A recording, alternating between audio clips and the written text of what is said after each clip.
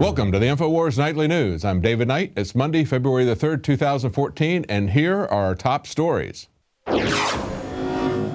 Tonight, investigate 9/11. 9/11 was perpetrated by people within our own government. a 9/11 truther crashes the post-Super Bowl press conference. Meanwhile, details emerge that Seahawks coach Pete Carroll has 9/11 questions of his own. Plus, cold-blooded Arizona cops assassinate a suspect with his hands in the air. All that and more up next on the INFOWARS Nightly News. Well, it's the day after the Super Bowl, and we've just witnessed what in America looks like the Soviet Union's old May Day parades. We've got all this pageantry, most of it now about the police state and the military-industrial complex. And over the weekend, agencies like Fox News were just ecstatic about it, reporting breathlessly in admiration about the police state that was coming out. They said TSA agents demonstrate how dogs can sniff out many types of explosions. Now, these are a couple of dozen canines that they train at $200,000 a piece. So you're talking about $5 million worth of dogs here, but they've also added 200 screeners at Newark. And of course, these untrusty fans will only be allowed to carry small clutch bags or purses no bigger than 6.5 by 4.5 inches in a clear plastic bag, about as big as a freezer storage bag. That's the NFL's policy. You know, you got to keep an eye on all those untrustworthy Americans, because if they don't have a uniform, you can't trust them, just like in a dictatorship. But they also talk about how they had a 24-hour FBI command center, and they've got radiation detectors, and of course, surveillance cameras everywhere. Now, we had also reported on this last week. Kurt Nemo had written an article talking about how they were going to have the flyover of F-16s, $100,000 for that, plus some choppers. Just nothing but a Pentagon PR campaign. But of course, the Pentagon says, oh, that was requested by the NFL. It's very hard to tell where the NFL billionaires stop and the military begins. It's becoming increasingly more and more difficult. But, you know, what could go wrong with all of that security everywhere? Well, we had an inkling on Sunday morning. CBS goes by and takes a look at this vaunted security system, again, doing another dog and pony show, the mainstream media building up the police state for them. And look at what happens. They get a screenshot of the Wi-Fi password for the security center for the Super Bowl. Oops. And guess what? Look at their password. Welcome here. Of course, they are a little bit clever about that. They put the 3s backwards, but I don't think you even need the NSA to crack that password. Now, the guy who wrote about this on Yahoo Sports says, well, it's a small error, but if that's the biggest snafu of the Super Bowl, then the security staff did their job. Well, it got a lot worse than that, because after the game was over, we had a lone wolf journalist drop a video bomb on the Super Bowl. Alex talked to him on the radio show today, and we have an interview with him on the Nightly News, so stay tuned. He's going to tell us how he got through that vaunted security system. Now, the most important thing that we take away from this is the same information we should have taken away from the TSA revelations last week. If you remember, Paul Joseph Watson had an article about the blog of a former TSA agent. And one of the things that really stuck out about this, of course, besides the waste of the money and the fact that it's nothing but security theater, is that they were very much aware of John Corbett's video demonstrating that their machines didn't work at all if you have weapons on your side. They're very much aware of John Corbett. They're very much aware of his lawsuit. When he had a lawsuit that resulted in the discovery process, the government posted up the unredacted version as well as a redacted version on pacer.gov, where they list all lawsuits. And they showed that the TSA's own internal documents admitted that there was no threat against either airports or airplanes. They subsequently put a gag on him, even though they were the ones who posted it. So we know there's no real security threat, and they know that there's no real security threat, but that doesn't stop them from doing it. As Kurt Nemo pointed out today on INFOWARS, he said the threat is really an all-encompassing police state and a control grid. You see, the NSA, the TSA, the Homeland Security, all these Viper teams, what they're really doing is terrorizing and robbing American citizens. They're terrorizing us and they're robbing us of our money as well as our rights. You know, one of the prices that we pay for people who don't care about losing their privacy, about losing their liberty, about losing their due process, maybe they care about living in a country where they have a crumbling infrastructure. One of the other things that came out last night, after the game, there was an unconfirmed reports of an explosion in New York. People started tweeting about this on Twitter. And what it turned out to be was a gas leak. Now, this is happening fairly regularly in New York. In New York and Los Angeles, the infrastructure is crumbling. It's crumbling everywhere. The bridges are crumbling throughout the nation. But of course, we can spend $5 million on bomb sniffing dogs. That's not even a good buy for dog trainers. You can get dog trainers a lot cheaper than that to teach dogs how to sniff bombs. We're paying phenomenal amounts of money for this show. It's nothing but a dog and pony show, literally. And we're also losing our liberties. Even though these guys are Keystone Cops, that doesn't mean that they're not dangerous. Look at this story out of Arizona. This is where the police state heads. They're not only robbing us of our money, they're not only robbing us of our liberty, they're killing people and getting away with it. They know they can do it. They know there's going to be no consequences. It's getting more and more dangerous for everyone on the streets. In this video, we have a man who, as the Daily Sheeple points out, for absolutely no reason other than because they could, cops in Pinal County, Arizona, executed a suspect who was standing there, not near any officer, with his hands in the air, offering no threat whatsoever, and without trial, judge, or jury, they simply assassinated the man as his family looked on in horror. This is disgusting. If you see this, this is the price that we really pay for this security state, for this police state, for this military-industrial complex that has gone crazy. And how many people do we see killed in the United States? There's a story that we also had on INFOWARS today from allgov.com, and they asked that question. They said, why should that kind of a question require any detective work at all? Because it's very difficult to find that answer. It's that there's currently no national statistics on how many people are shot by the police each year. Frankly, the best that you can do is to write a story about the lack of information. I know because I've tried to find this information in the past myself. There is no reliable information about this. They don't keep statistics on how many people they kill. Now, just before the Super Bowl, a lot of alternative media was also asking questions about what was going to happen, and Breitbart asked why nobody was interested that the Seahawks coach might be a truther before the Super Bowl. The reason they were asking that was because 6 months ago, Deadspin.com picked up an article where they said late last spring, that would be a year ago approximately, a retired General Peter Carroll, who had just finished his term as the Army's Vice Chief of Staff, visited the head coach of the Seattle Seahawks. And the head coach of the Seattle Seahawks had a lot of questions about 9/11. As they report here, in particular, Carroll wanted to know whether the attack on the Pentagon had really happened, but he didn't stop there. He ran through the whole 9/11 truther litany.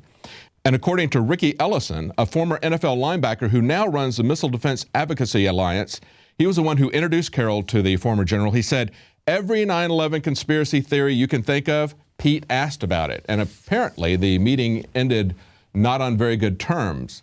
But nobody asked about that in the aftermath of the Super Bowl, leading up to it, or even after Matthew Mills dropped the video bomb. Don't want to talk about that, do they? What they want are mindless demonstrations from Super Bowl fans like we saw in Seattle in the wake of the win.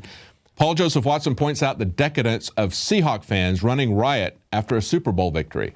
He says, in another shameful reminder of Americans who care more about sports than the future of their own country, Seattle Seahawks fans reacted to their team's victory by behaving like animals, destroying property, lighting fires. Well, unfortunately, that's exactly the kind of person and exactly the kind of reaction that the beer and circuses of the Super Bowl are intended to create. Now, hang on. Right after the break, we're going to talk to Jakari Jackson about how you can get into the Super Bowl without tickets. And then we're also going to talk to Matthew Mills, the lone bomber of the Super Bowl media event. Stay tuned.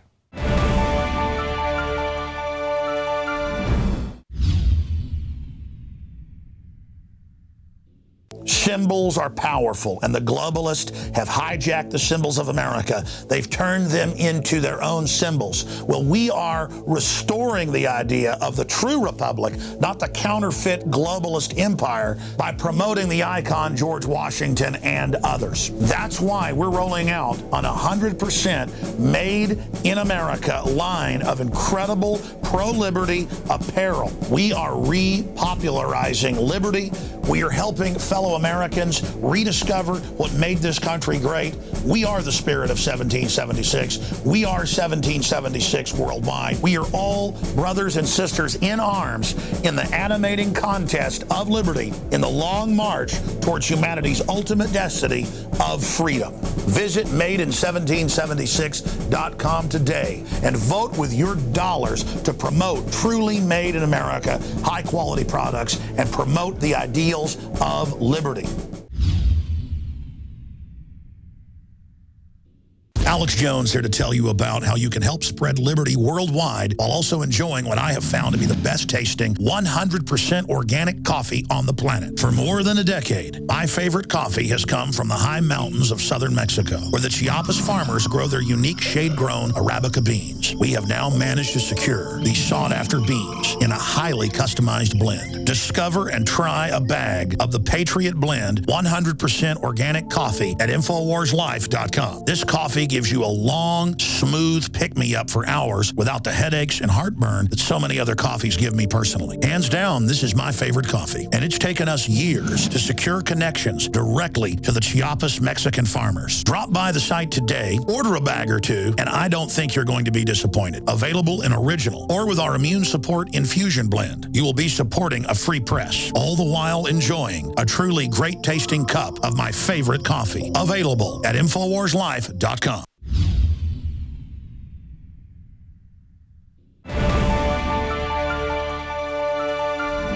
Well, as you know, if you watch InfoWars or the Alex Jones radio show, Jakari Jackson and Josh Owens went to the Super Bowl to report what they saw there, and Jakari is back along with Josh, and we wanted to get your first impressions, Jakari, what it was like to go to the Super Bowl, because most of us haven't been to the Super Bowl. What's your quick first impressions? And then we want to talk about the police state that you saw there. Well, it is very much the big entertainment extravaganza. It did not disappoint as far as the cosmetics are concerned, but it also did not disappoint as far as our expectations of the police state. We went to New York, the New York, New Jersey area, MetLife Stadium, to talk about the police state measures at the Super Bowl. 3,000 plus security personnel from various agencies, all in the New York, New Jersey area. You had the Border Patrol flying helicopters around. You had guys with AR-15s in the train stations. How about that F-16 flyover? Well, that F-16 flyover we missed while we were on the train because we had to take the train because they funneled 30,000 people on the train to the MetLife Stadium there, and it was very. I was very much confused why they were forcing people to basically take the train or the bus when they had a pretty much wide open parking lot, David. They had police cars sprinkled throughout, but the majority of the parking lot was empty. Well, it's a great dry run for a martial law. They had a nice dry run to get masses of people in with the trains and buses into a stadium where we know they like to collect people. And then how long does it take to get them out? It's a good benchmark. Just like not too long ago, they released some gas in the New York subway so they could see what effect that was going to have on people. So they like to do these little experiments on their subjects. But, you know, it seems to me that they really lost sight of the main thing. You know, when you're at the Super Bowl, you would think that maybe one of the main things they would want to check for would be a ticket. But they didn't check your ticket, you know, and it's like the police state has lost track also, more importantly, of what the main thing is. That's the Constitution. But tell us about this whole ticket thing. This complete security theater. Now, I'll tell you guys a story. So to get on the train, you had to present your ticket, not have it scanned, not have it really inspected. You just show our ticket right here. And all we did was present it to the guy. You know, he didn't check it. He didn't scan the barcode. We just presented it to his face. He said, oh, your ticket's good. We hop on the train. We go out there. And after we got off the train, from the train into the stadium, we were not asked a single time to present a ticket to anybody. Because I told Josh Owens, our camera guy, I said, Josh, let's see how far we can get into the stadium without having to show a ticket. We got all the way into our seats. Well, you told me before, though, that there were people out, once you showed them that ticket, Good when point. you got to the stadium, people were there trying to buy a ticket, so they got there without even flashing it to anybody. So somebody else got there, you know, guys out there trying to buy the last-minute tickets, right? And to get there, they wanted you to present a ticket, and they didn't want you to drive your personal vehicles. You couldn't even get a permit if you did not have a ticket. So that's even more theater. So we got in without showing a ticket. People made it to the stadium without showing a ticket. And then you have the 9/11 truther who crashes the press conference. No ticket, no pass, walks straight in, gets his question in. Complete security theater. Absolutely. Absolutely. It's just a total fake presentation. It's there to scare people.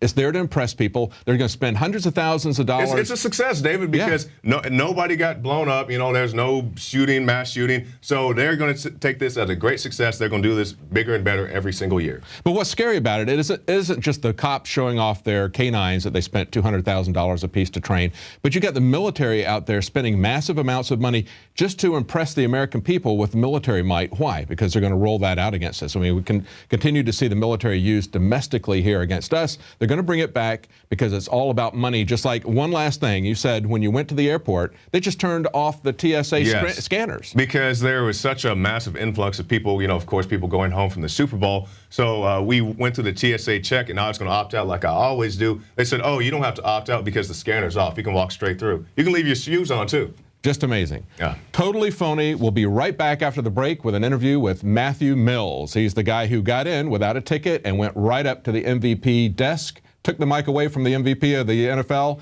and put out a video bomb about 9/11. Stay tuned.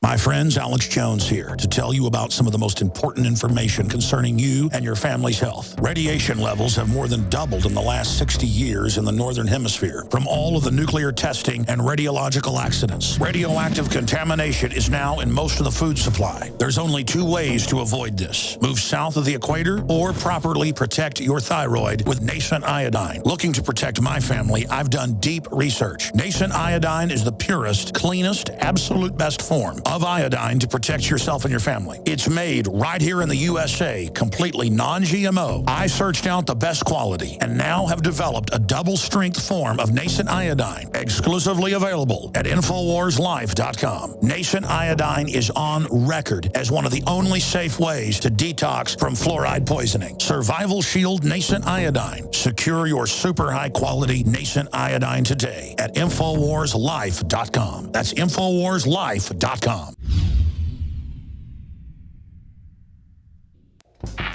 We're on the march. The empire's on the run. And the InfoWars army is standing strong. Wake up your family, friends, and neighbors and break the matrix at InfoWarsStore.com.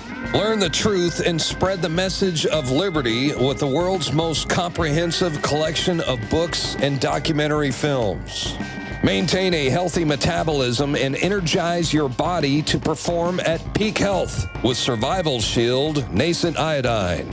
Protect your family and be prepared with survival foods and emergency preparedness kits. And now you can drink safe water with your own ProPure water filtration system, which removes fluoride and other harmful chemicals from your family's water supply. Save 10% with the promo code WATER. So join the revolution. InfoWarsStore.com.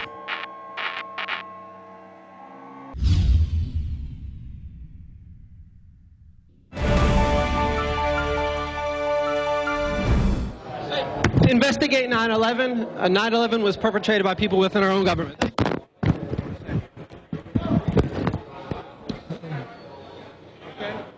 All right. Is everybody all right?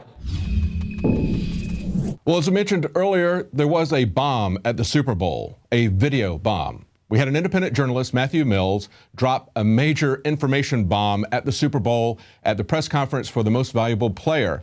What he did was demonstrate single-handedly how futile, how ineffective the police state, the security state is. And he questioned the narrative, the fundamental idea that it's based on, that we have to do this because of 9/11. And here's Matthew Mills.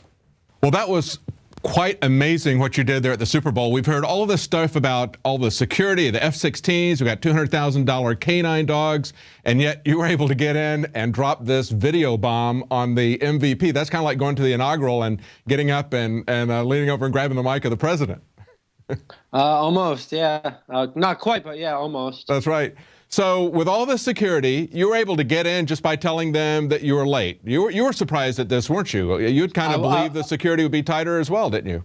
Absolutely. I had no idea I would actually get into the Super Bowl. I didn't plan on it. I tried, and I got in, and I was really surprised, and it was awesome being in there. But no, I had no idea. Now, you told Alex about this on the radio show, but just briefly recount how you got in for us. I took the employee bus to the parking lot of the stadium because you weren't even allowed on the premises without a ticket. And then I walked in the first gate saying I was an employee. And then there was a metal detector in there. I went through that, and then they had to scan the ticket. They said that you don't have the right pass. I said, I've been taken care of. I got to go. I'm late. And they said, okay. Then I got in. Then I got in the next gate by saying the same thing. And then later in the day, because I was there very early. I left my house at about 6 a.m. that day. And right around 1:30 or so, I was able to use that technique to get into the Super Bowl. It really wasn't hard. I mean, other people could have done it.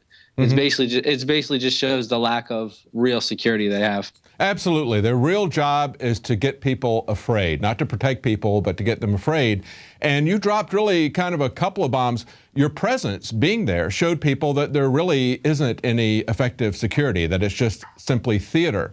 But then you also dropped the bomb about why we have this in the first place, the phony 9/11 attacks. Yeah. Now, tell us, when you went in early in the morning. You didn't get caught up in all of the crowd from the people who were going on the buses and trying to get in through the gates normally. You just went in through the employee side, right? I went in early with the employees, so that was kind of my way. I went in early that morning with the employees, and that's probably the reason I was able to get in. I think maybe later in the day they wouldn't have let anyone in without a ticket. I think early in the morning maybe it was easier. Well, you know, actually, our reporters, Jakari Jackson and his cameraman Josh, I heard about were able to go in. Yeah, they didn't ask them for their ticket either. They were so preoccupied with all this other nonsense that I wonder how many people got into the Super Bowl without paying for a ticket, without even having one. I'm sure someone else could have snuck in easily if I did. Now, honestly, the reason that you said you were going there was because you wanted to talk to people about the Illuminati halftime performances, get their opinion about what they saw last year. And did you talk to them after the halftime? You watched the entire game, right? I watched the entire game, but the entire game I was up on the upper level walking around and around and around, and I interviewed all kinds of people about the Illuminati. So my mission was still accomplished. I just interviewed people inside instead of outside. So I got a lot of good footage that was all deleted, by the way, from the cops. Right. And do you think you can recover that? You mentioned that might be a possibility. You've talked to someone about that? Someone's coming over today, and they're going to take a look at that, and hopefully we'll be able to get that recovered. That's great. Yeah, one of the things that we've looked at is, if you get a service like Ustream, you can live stream that, and even if they confiscate your camera, delete the stuff, if you have one of the packages that they have there, it'll save it up on the cloud. So you're kind of. I think even the free Ustream saves it, if I'm not mistaken. Well, you have to. It'll save it, but you have to. You have to save it and end it that way. Whereas with the other one, if they just confiscated it, it's still there. But there's a lot of tools out there. What's coming, though, of course, is Google has just put out a patent request where they could look and see where there's a lot of people that are streaming something, and then they could hand that over to the police. And if the police don't like people streaming stuff from one location, they can essentially shut down cell phone service to that area. So it's going to be measures, countermeasures. That's what we're going to see coming on all along. But the key thing is that you did this and you asked the questions because the mainstream media is not asking the questions. Actually, people have pointed out. The Super Bowl was in New York also, so there was relevance to the question. Yes, and people had pointed out that the Seattle Seahawks head coach had questions himself about 9/11, but of course, nobody in the mainstream media was going to ask him any questions about that. Yeah. Well, tell us a little bit. Tell us a little bit about the Illuminati angle that you got with people. Even though you don't have that footage, tell us what you found out from them. Well, most people had no idea what the Illuminati was. Literally. Right now, Illuminati is very popular, so most people have heard about the Illuminati, but the people I talked to in there have never even heard of the Illuminati. So, a lot of hardcore football fans, I guess, don't really care about the Illuminati, but some people did. The couple I ended up sitting next to, I asked them these questions, and they were very awake, and they knew about this kind of stuff. And a couple other people, one guy in particular, one of the questions I asked was, 33 gay and straight couples were married at the Grammys a week ago. Last year at the halftime show, the lights went out for 33 minutes. And February 2nd is the 33rd day of the year. I said, is that a coincidence? And it's just a question. You know, it's kind of interesting. It could be true, it could be not. And most of the people had no idea what I was talking about. But one guy didn't think it was a coincidence, and I guess believed in the Illuminati. And I kind of try to stay objective about the Illuminati. But if you looked at the last couple of halftime shows, it's either A, there is an Illuminati, or B, they're using Illuminati symbolism to sell the show. And that was one of my other questions. I said, you know, all this blatant Illuminati symbolism the past 2 years, are they just trying to sell the show, or is there something deeper going on? That was one of my questions. It's definitely there. It wasn't as blatant this year as it has been in the past, but the Mark Dice video that we had on InfoWars points out some of the symbolism that's there. The idea that they got children singing as Bruno Mars is talking about sex locks him out of heaven, you know, not having it. And so, you know, pulling in all of that and the symbols in the back, the triangular well, symbolism. did you see the word they flashed, prepare? Yeah. Prepare. Right. Yeah. Prepare. Yeah. Yeah, that was creepy. Being there, because there was all these black people in the black costumes. And I don't know, I wasn't as bad as the past couple of years, but I mean, I noticed some stuff. Well, it certainly was interesting, and I think when we look at things like this song that was nominated for Best Song of the Oscars being removed because it came from an independent Christian film, I'm sure that would really rain on the parade of the Illuminati-type satanic worship symbols that we see at all of the award ceremonies now, not just the Super Bowl, not just the Grammys. It seems to be everything. They're throwing it in our face, and as you pointed out, the question is, why? Why do we keep seeing this over and over again?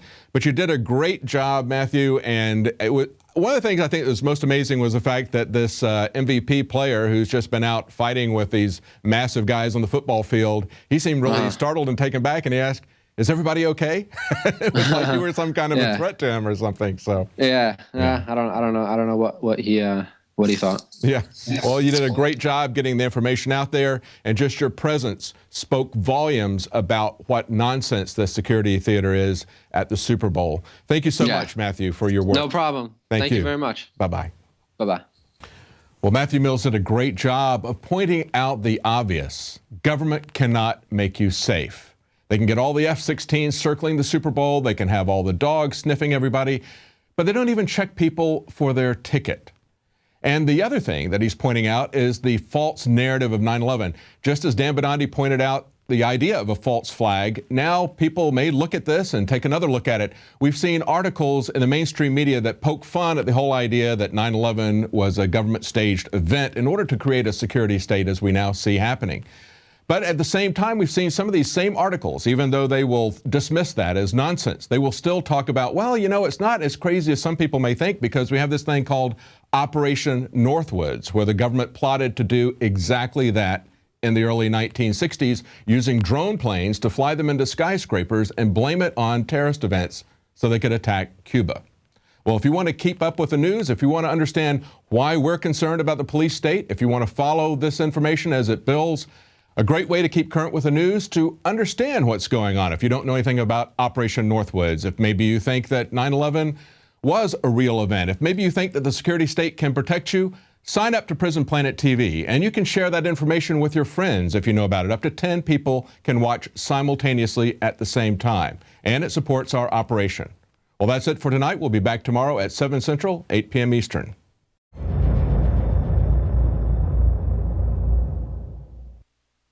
Now you can watch The Alex Jones Show live as it happens at Infowars.com/show. You'll find links to all of our content there and a free 15-day trial for Prison Planet TV. More than 60 movies and documentaries all in one place at Infowars.com/show.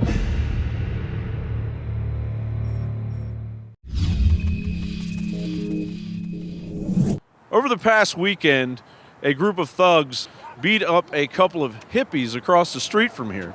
Now, we're here at the police headquarters, which is at 7th and I-35 here in Austin, Texas, and we're going to walk over there just to show you how quickly the police could have arrived on the scene.